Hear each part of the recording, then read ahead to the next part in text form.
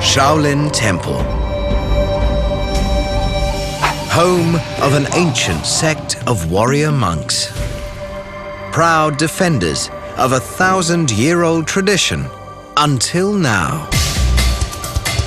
Today, a new generation is reinventing Shaolin Temple as the Kung Fu monks take on a challenge like none other.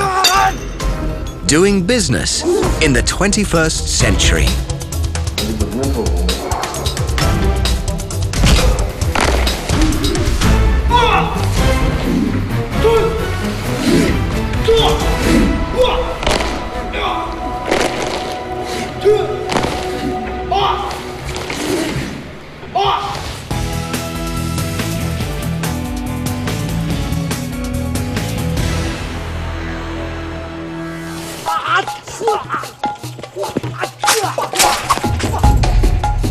The Kung Fu monks of Shaolin Temple.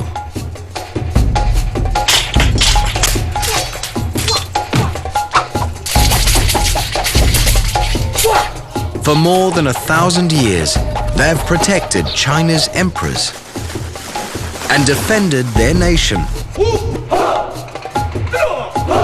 with their dazzling fighting skills.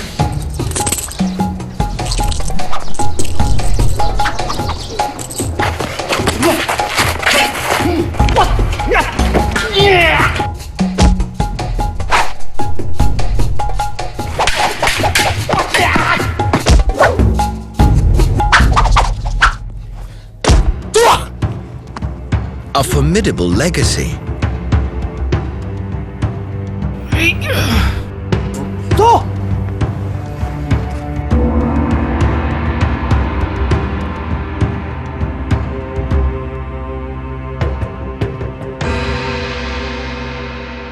And a lot to live up to. If you're only 10 years old.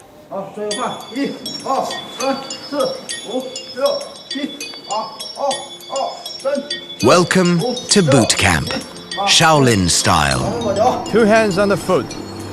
Straighten the body. This is Liu Zhenjiang, one of Shaolin's youngest novice monks. Zhenjiang lived with his parents in Fujian province until he was selected for a place at the temple.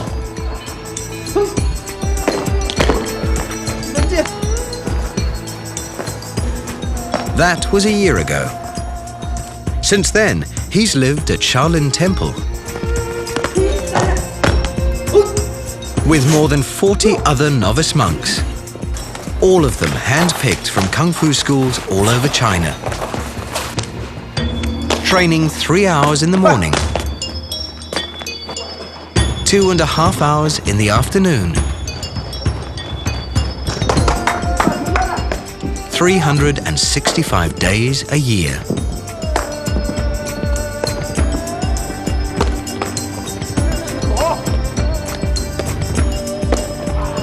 Always under the watchful eye of Yan Shu, Shaolin's drill sergeant. Point your feet straight. His job, to turn this bunch of kids into real Kung Fu monks. Keep your back straight. Kick properly. Hurry up, hurry up. Faster, faster, faster. The Chinese words Kung Fu evoke honor and glory, but they translate into English simply as hard work.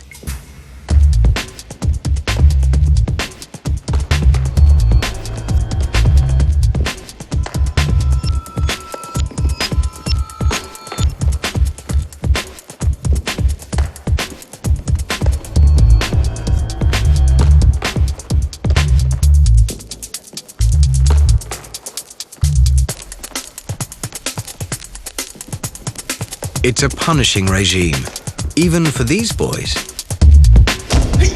The best of the best.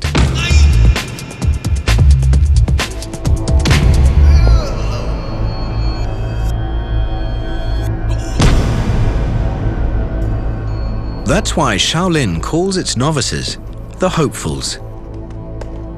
Back home, Each of these boys was a star. But now, they're all competing with each other. Each hoping he'll be one of the few who'll eventually get what they've come here for.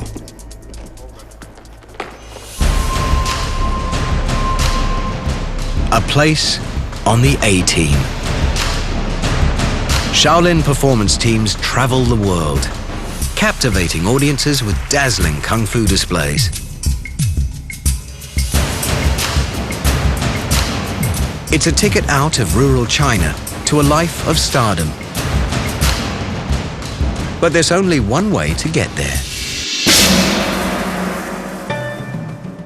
By coming here. Shaolin Monastery. Nestled in the Songshan Mountains, 846 kilometers southwest of Beijing.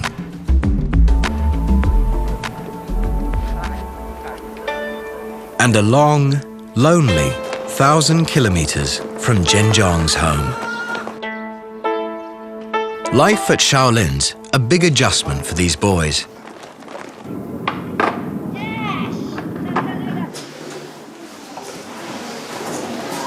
And Zhenjiang's still adjusting. When I first arrived here, I missed my home a lot. I cried every day.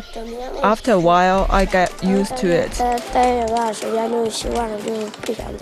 I have a lot of friends in martial art class. They treat me like a little brother. One of Zhenjiang's big brothers at the temple is 18-year-old Zhou Jinbo. He's been here for 6 years and has his own plan to make the traveling team.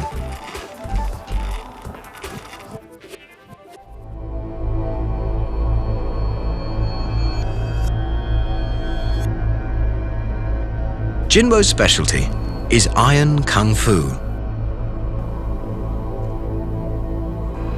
To master it, a monk must train to numb pain from a specific part of his body. And Jinbo has chosen his head. It was very hard in the beginning. Every class, we stood on our heads at least for half an hour. It hurt so much. I wanted to cry, but I didn't want my teacher to see me. So I cried at night in my bed. Jinbo's taken the pain for a full 2 years of hard training, hoping that mastering Iron Kung Fu will help him beat the competition and make an exhibition team. Seeking to fulfill his Shaolin quest by reaching deep into Kung Fu's traditions.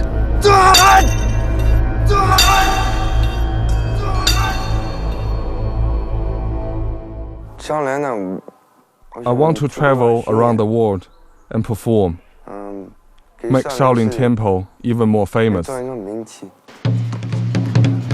But another of young Zhenjiang's mates, Dong Dong, is hoping he'll become a star by doing something never done before.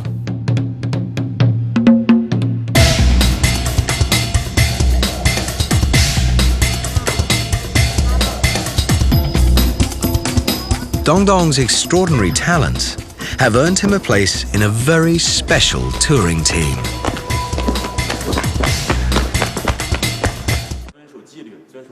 For the first time in over 1,000 years, Shaolin monks are learning movements created by outsiders.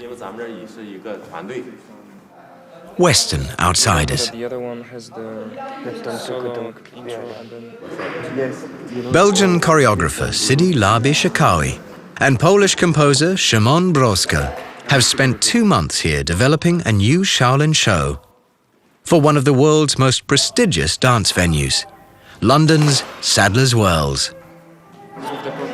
It's part Shaolin Kung Fu, part interpretive dance, but it's all new for these monks. It's very, very heavy scene for them to do because they used to normally do one little sequence and then say thank you and go. And now they have to keep on moving and moving and moving until exhaustion. As if the very concept of marrying dance and kung fu wasn't radical enough, cities just decided to introduce some new props. 21 very large boxes.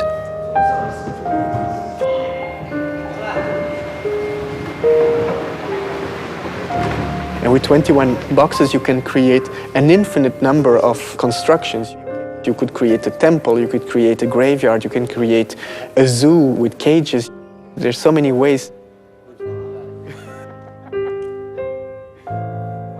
As they struggle with the new props, the dancer monks are mindful they've got just 2 months left before they've got to perform this never-before-attempted routine in front of one of the most sophisticated audiences on Earth.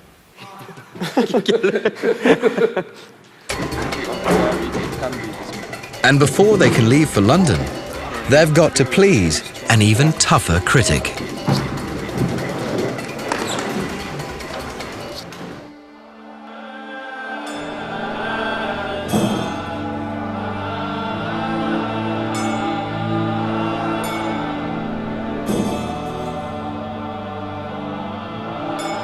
Shaolin's senior abbot, Thieu Lam Tu, looks as traditional as any other Buddhist monk, especially this morning,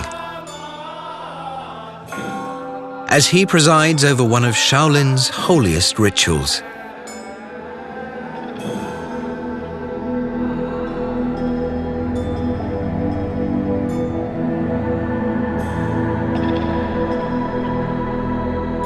Every year in March, Shaolin honors its deceased abbots.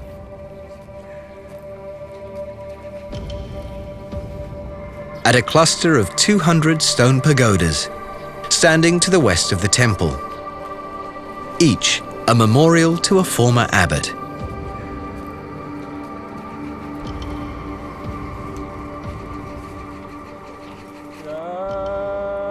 Thieu Lam Tu's predecessor, Thieu Lam Tu, died in 2007.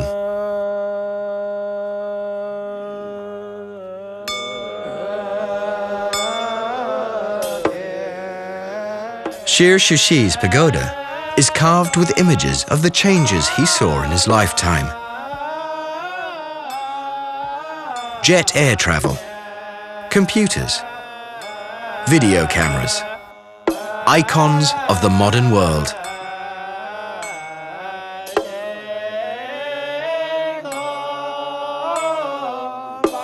But for Thieu Lam Tu, coping with change is just a routine part of daily life. The abbot is determined that as China races into the 21st century, Shaolin Temple won't be left behind. Every day from dawn to dusk, Shaolin transforms itself from Buddhist temple to Buddha land.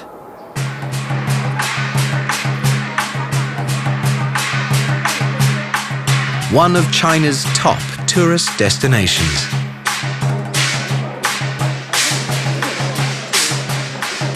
For 100 yuan, about $15 US, visitors get access to the inner temple's most sacred relics.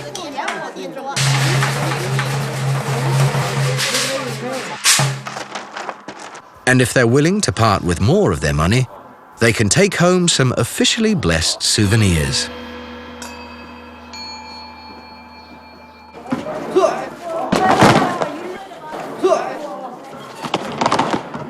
The chance to watch the warrior monks practice packs the house day after day.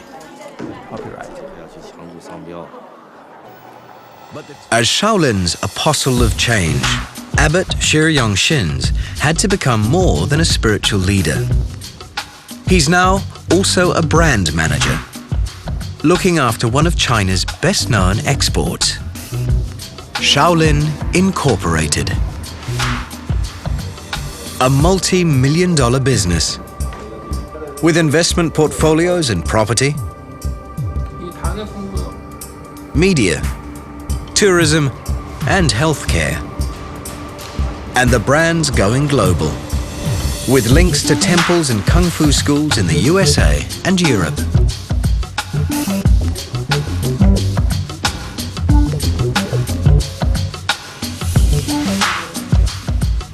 At its corporate headquarters, web designers and a business director take direction from the CEO. Despite his shaved head and saffron robes, Shi Yongxin isn't like any other Shaolin abbot. And the new Shaolin's worldwide fame is inspiring praise and criticism, and a lot of imitators. In the neighboring city of Dongfeng, thousands of students support a kung fu economy.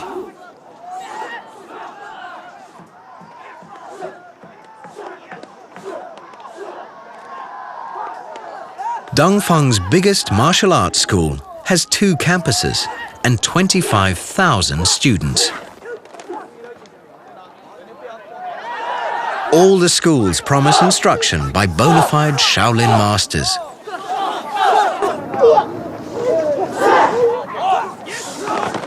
The signs out front say Shaolin Temple, but their huge Western-style buildings suggest that something's very different. And it is. These kids are learning wushu, a highly competitive sport version of kung fu. Shaolin monks don't compete, but wushu students do. They can win trophies, but they're not the real thing.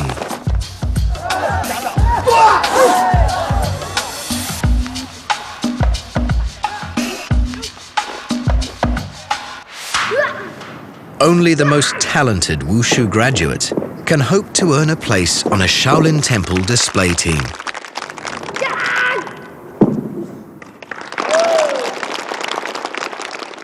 The best most of these thousands can hope for is a job as a security guard or policeman.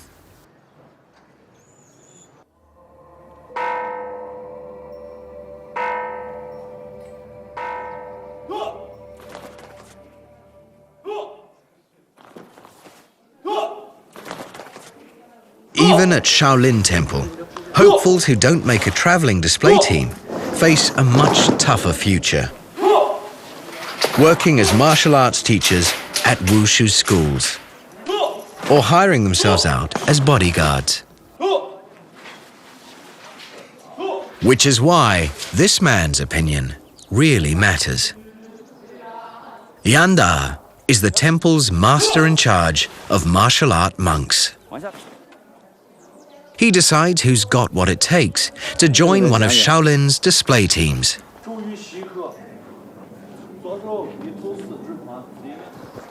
And he's not an easy man to impress. There's a saying in Chinese, good students come from strict teachers. The only way for them to become successful in the future is if we are strict on them. In only a few more days, Yanda and the other senior monks will pick this year's traveling teams. All the hopefuls know that discipline will be the key to success.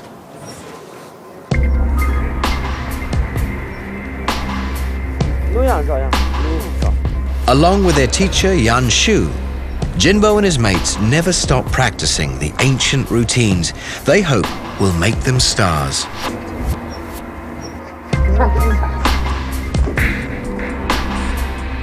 Feats of power and endurance that defy rational explanation.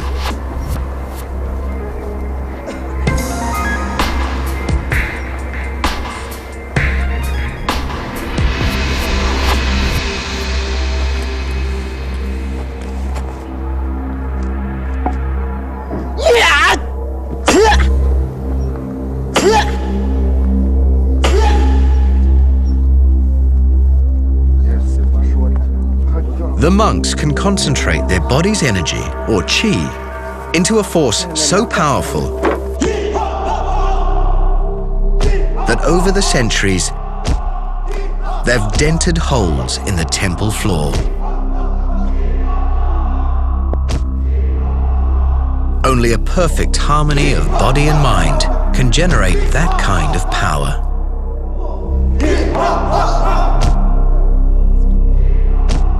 something the hopefuls know very well. As the big day approaches, they renew their devotion to Shaolin's Buddhist heritage.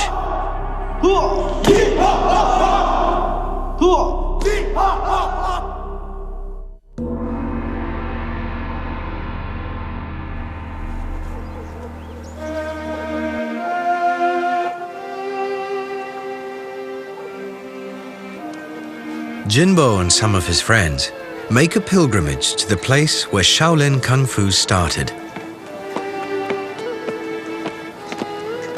High up in the Songshan Mountains.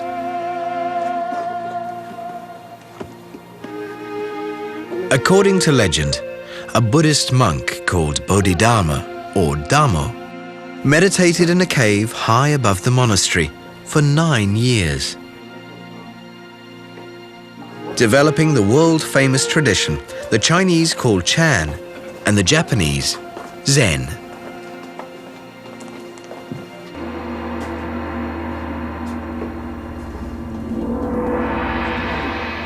If that's true, Dharma would have been all too familiar with the aches and pains of prolonged sitting.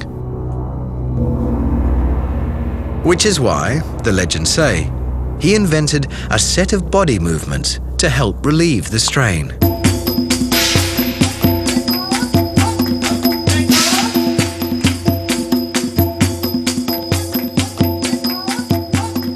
Movements that evolved into Kung Fu.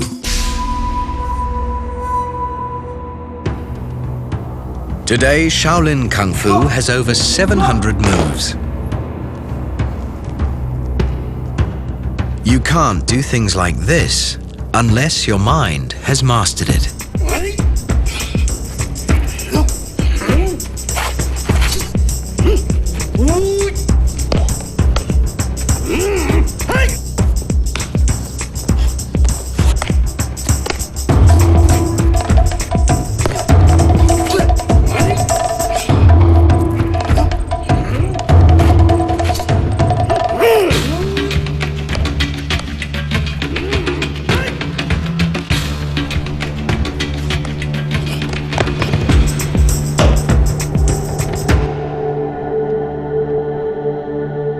Even at today's Shaolin, without spiritual commitment, there's no success.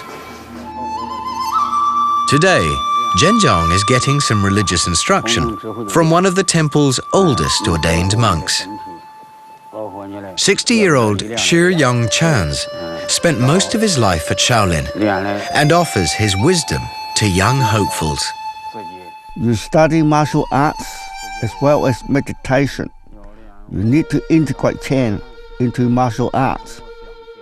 What is Chan, teacher? Chan is everywhere. There is Chan when you lie, and when you stand, when you walk, and when you sit. It is quite magical and quite meaningful. Zhenjiang listens respectfully and tries to practice Chan principles as part of his Kung Fu training. But he and his friends aren't here just to become Buddhist monks. Come on, get him!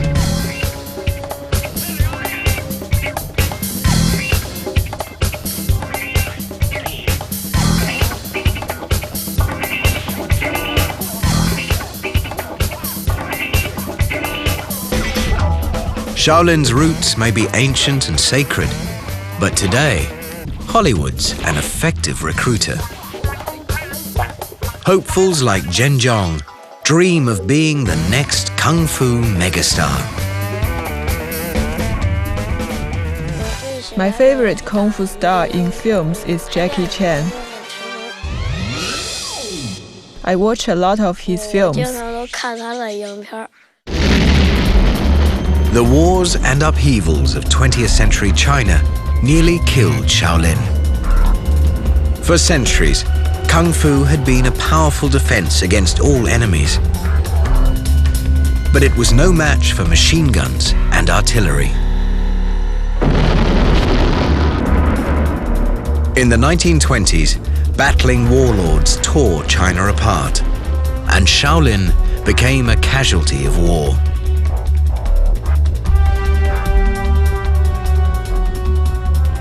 In 1928, a local militia set fire to its main halls.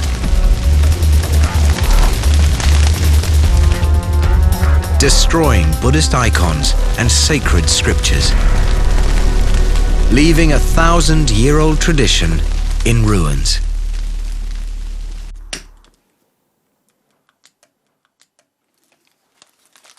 When Thieu Lam Tu began his life as a Shaolin novice, there were only 15 monks left.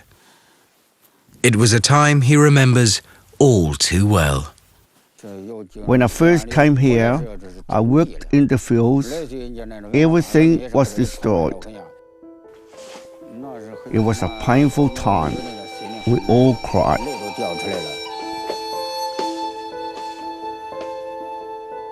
Shaolin Temple seemed destined for a slow death.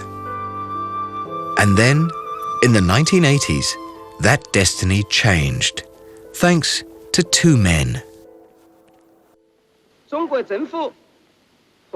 One was Chinese leader Deng Xiaoping, who proclaimed that to get rich is glorious, and unleashed China's boundless entrepreneurial energy after decades of Marxist suppression. The other was Jet Li. In 1982, Li was an unknown Hong Kong actor and martial arts expert when he starred in The Shaolin Temple, a cinematic tale of honor and revenge showcasing his dazzling kung fu skills and lionizing ancient Shaolin's warrior monks.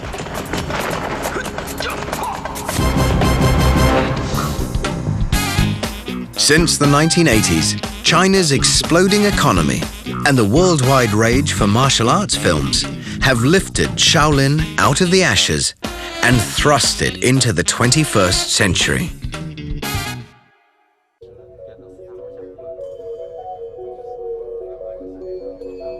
Abbot Thieu Lam Tu's mission is managing his temple's reincarnation in the new China. And that's taking him where no Shaolin abbots gone before.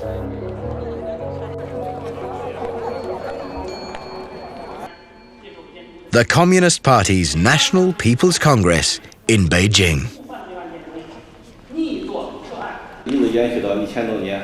Thieu Lam Tu's attending as a delegate from Henan province, representing Shaolin's interests in a sea of worldly power.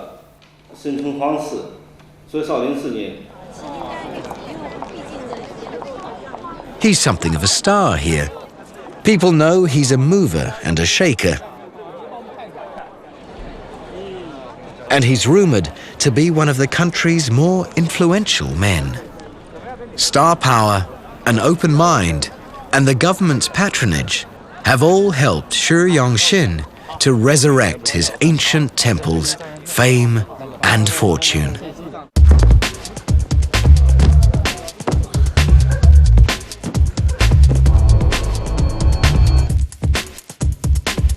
Sidi Labi Shakao is about to find out if his avant-garde dance routine will push the Shaolin Temple display team too far.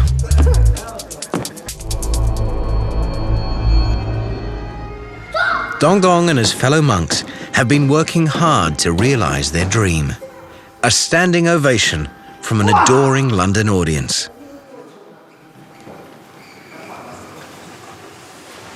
And the temple's always encouraged its visiting renowned choreographer to do his thing. Came here in May, I met Master Yenda, who was not at all what I expected of a monk, actually. When I was telling him that some of the monks, the way they move, reminded me of some hip-hop dancers that I knew. He was like, yeah, but if you want to work with them in a hip-hop manner, go for it. And I was looking at him like, are you joking?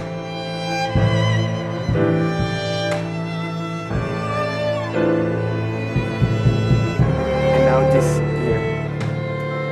Siddy's hoping his never-before-attempted blend of dance and kung fu will really connect Western audiences with the Shaolin monks. But will it connect with Abbot Xu Yongxin? If he doesn't like it, the London premiere will be over before it begins.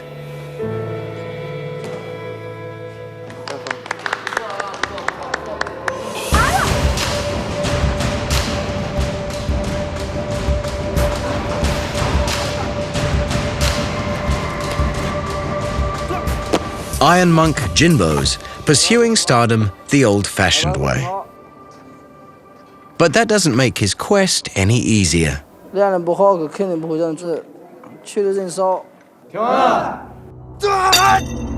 Jinbo might be able to break iron bars with his head, but he needs more than one trick to make the traveling team.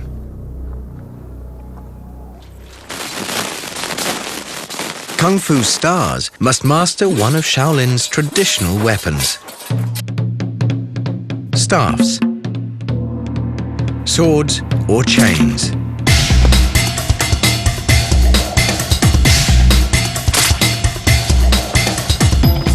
Jinbo's specialty is the broadsword and chain, a potentially lethal combination, except that these weapons were never meant to take lives.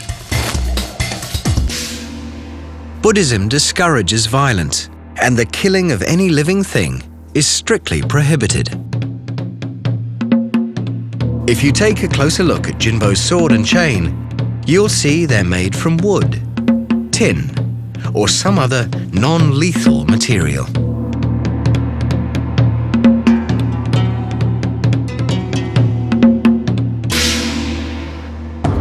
Shaolin's signature weapon is a wooden staff called a bung.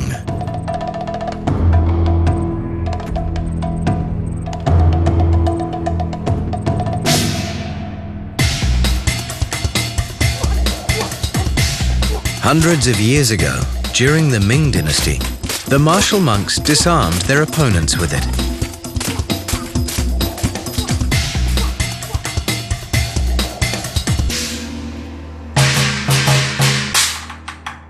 In those days, they did plenty of fighting, always with the emperor's permission, against enemies who tried to plunder Shaolin's riches and destroy its political power.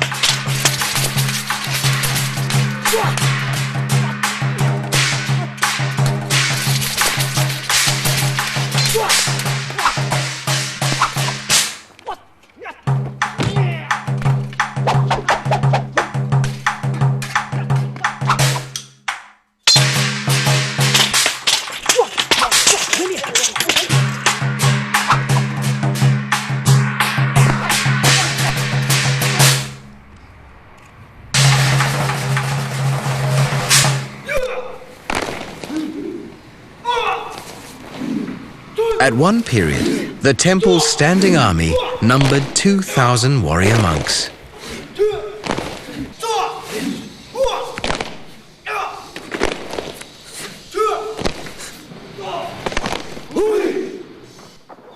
That's why weapon training survives to this day as a prestigious part of a Kung Fu star's performance, and a commemoration of Shaolin's fierce determination to survive.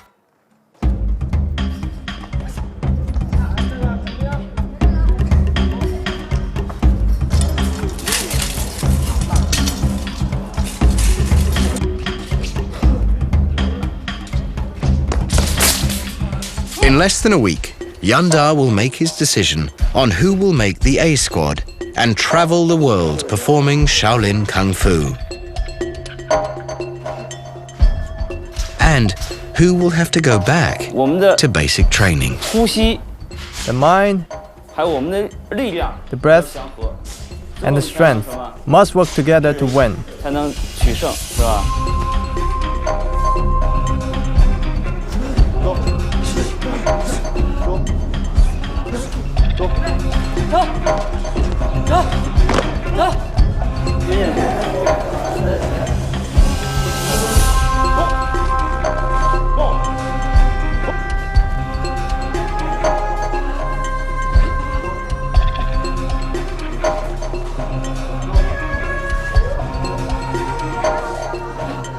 Jinbo and Zhenjiang have high hopes.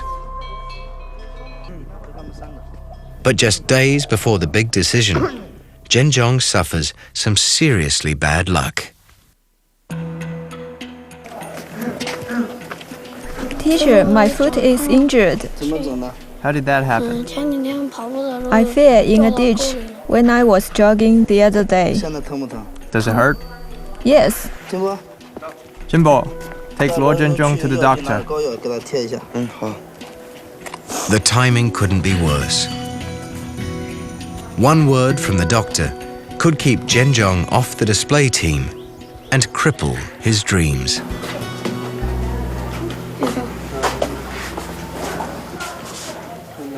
When did you twist your ankle? A couple of days ago. Take your shoes off. Let me have a look. It hurts when I walk or run.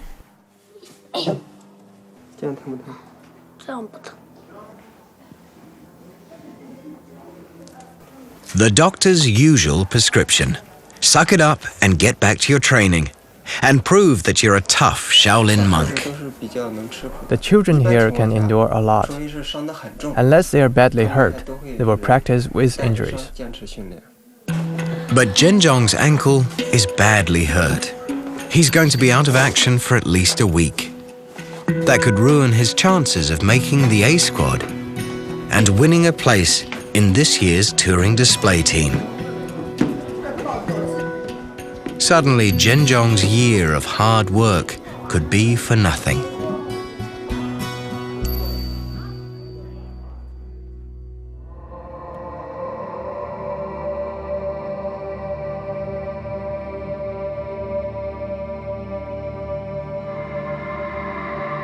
The day of decision begins just like any other.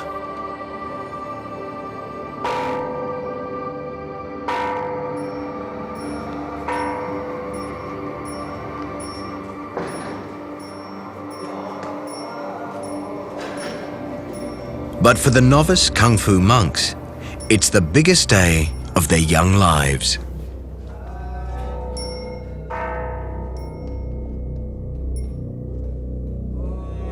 Iron Monk Jinbo is going to need as much sustenance as he can get to prove to Yanda he's ready for selection in the A squad. But Zhenjiang's going to need more than food to help heal his injury.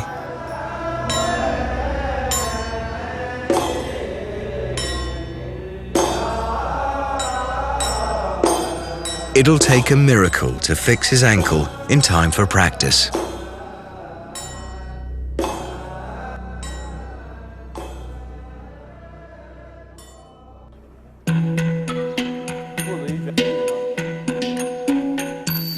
At morning training, Zhenjiang can only watch as the other hopefuls perform a routine Shaolin monks have practiced for centuries. 7-star Kung Fu. It's the last chance to impress.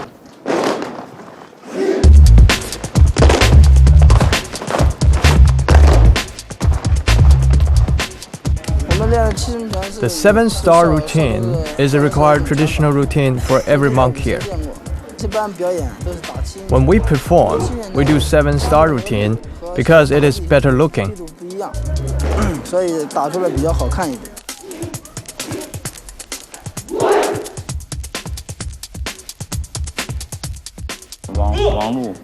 Wang Lu goes to South Korea. Wei Huqiang goes to Australia. Is he on the list? Now comes the moment they've all been training for. Time for the teachers to announce who's going back to the basics and who will soon be packing their bags for the opportunity of a lifetime.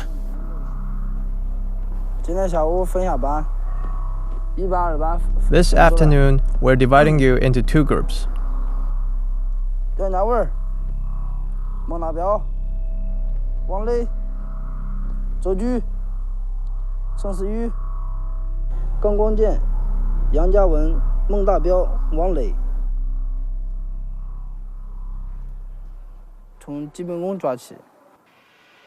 Jinbo has made the A-team.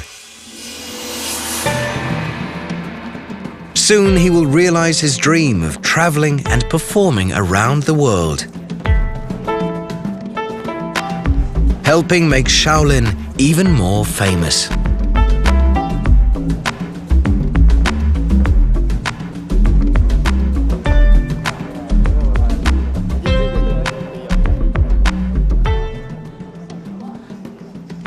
Zhenzhong's ankle hasn't healed, and he hasn't made the cut.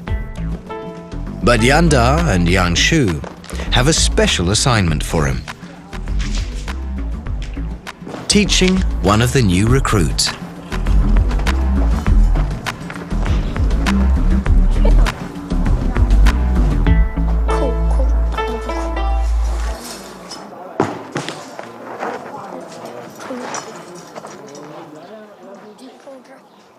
Today is also the day when Shaolin's most radical new innovation will learn its fate.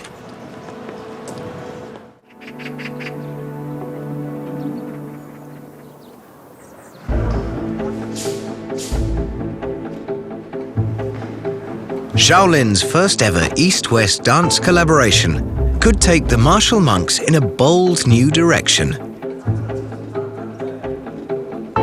But first, it needs the temple's official seal of approval. And that means a private performance for Abbot Sri Yongxin. The abbot's just come back from Beijing, and he's asked to see the dancers perform. If he doesn't like what he sees, the rest of the world will never see it. The command performance is only minutes away, and Sidi's a little anxious. It's kind of a big thing because he hasn't seen anything except some pictures. He's seen some pictures of the performance, of the ideas, but he's never really seen which monks are in it and what they're doing and stuff like that. So I'm very curious to know what he thinks.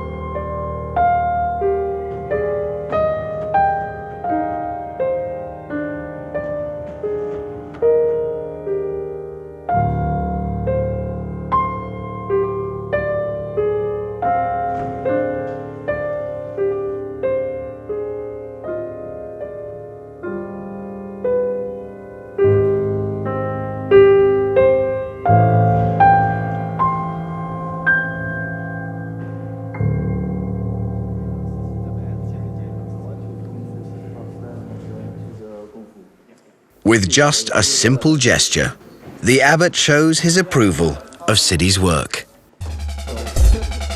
Everyone's relieved. Soon these monks will be heading for London, where they'll be footing it with the best professional dancers in the business. Thanks to an abbot who takes chances and believes in change.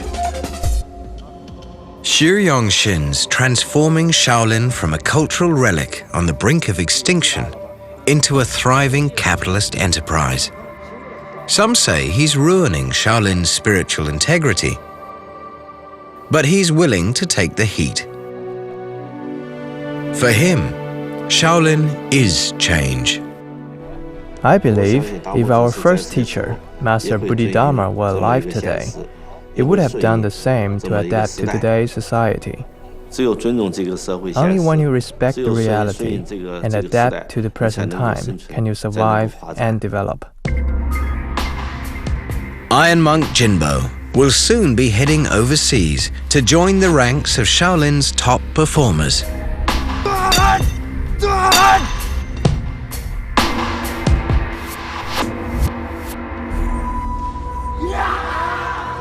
And young Zhenjiang? His foot's healed, and he's finally rejoined his friends as they fight on for positions in future display teams. I think I am not very good at the moment. I will work harder and become better so that I can perform all over the country. Zhenjiang and his classmates may not ever become fully ordained martial monks, but after years of training and meditation in this temple, they will always take a little bit of Shaolin with them.